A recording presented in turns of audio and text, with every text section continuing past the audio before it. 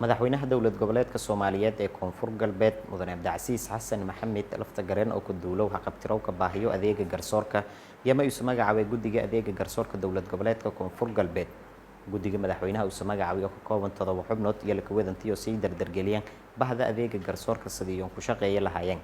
iyaduna dhinaca kale madaxweynaha dowlad goboleedka Soomaaliyeed ee Koonfur Galbeed Mudane Cabdicasiis Xasan Maxamed laftagareen uu saxil ku qaadis ku soo bi gudoomiye ku xigeenkii gobolka Baydhiniga amniga Isaaq Maxamed Isaaq yana laga magacaabay gudoomiye ku xigeenka amniga gobolka Baay dekreetada kubadda xafiiska madaxweynaha dowlad goboleedka Koonfur Galbeed Mudane Cabdicasiis laftagareen ma warbaahinta la wadaagay agaasimaha warfaafinta iyo xiriirka warbaahinta madaxtooyada Koonfur Galbeed Maxamed Ali Ibrahim Bandawow بسم الله الرحمن الرحيم maanta taariikhdu ay ku beegan tahay 25 September 2021 ujeedo magacaabid gudoomiyaha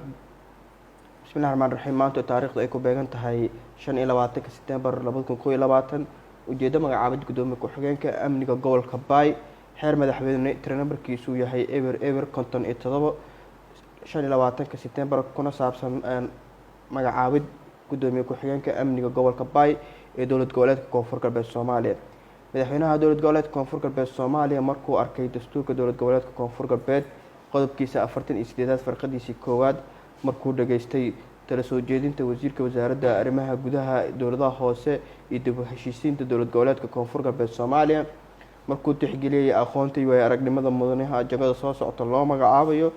wuxuu soo saaray xeerkan qodobkiisa koowaad magacaabid gudoomiye laga bilaabo maanta taariikhdu ay ku beegan tahay 25 September 2021 wuxuu madaxweynaha Koonfur Galbeed Cabdicasiis Xasan Maxamed laftagareen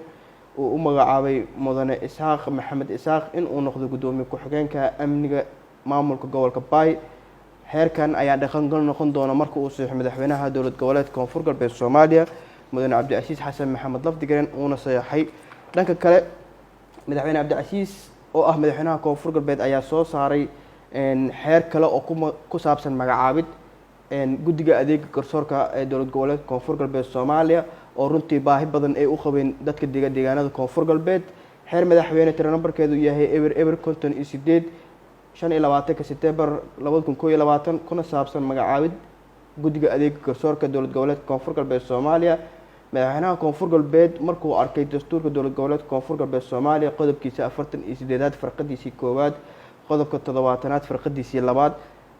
markuu tixgeliyay tala soo jeedinta wasiirka wasaaradda cadaaladda iyo garsoorka dowlad goboleedka Koonfur Galbeed Soomaaliya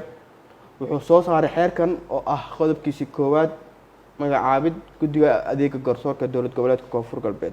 laga bilaabo maanta taariikhdu ay ku beegan tahay 25 September 2021 wuxuu madaxweynaha Koonfur Galbeed Mudane Cabdicasiis Xasan Maxamed laftagareen uu 7 xubnood u magacaabay guddiga adeega garsoorka oo ugu horeeyo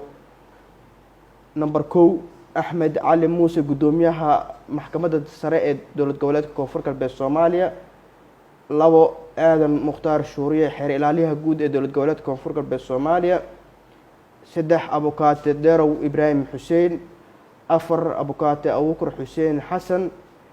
شن أبوكات أبو قادر علي معلن